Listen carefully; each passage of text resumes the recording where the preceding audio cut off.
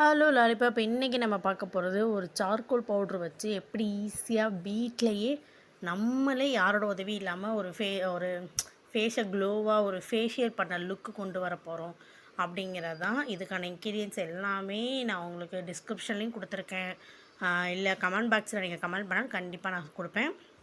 இதில் வந்து நம்ம சார்கோல் பவுடர் எந்த சைடு எஃபெக்ட்டும் கிடையாது, ஹெர்பல் தான் ஃபுல்லாகவே. அதுக்கப்புறம் ரெட் வைனுமே நான் 10 ml மட்டும் தான் எடுத்திருக்கேன். அப்புறம் பால், நல்லா சுண்ட காய வச்ச பால், இது மூணும் தான். இல்லை எனக்கு ரோஸ் வாட்டர் இல்லை ஆலோவேரா ஜெல் இது சேர்க்கணும் அப்படின்னாலும் நீங்கள் இதோட சேர்த்துக்கலாம். ஆனால் சார்கோல் பவுடரும் ரெட் வைன் பெஸ்ட்டு ரிசல்ட் கொடுக்கும் அப்படின்னு நான் சொல்லுவேன். ஏன்னா நான் யூஸ் பண்ணி பார்த்தேன், நம்பிக்கை இல்லாமல் தான் ஒரு வீடியோ பார்த்துட்டு நான் ட்ரை பண்ணேன்.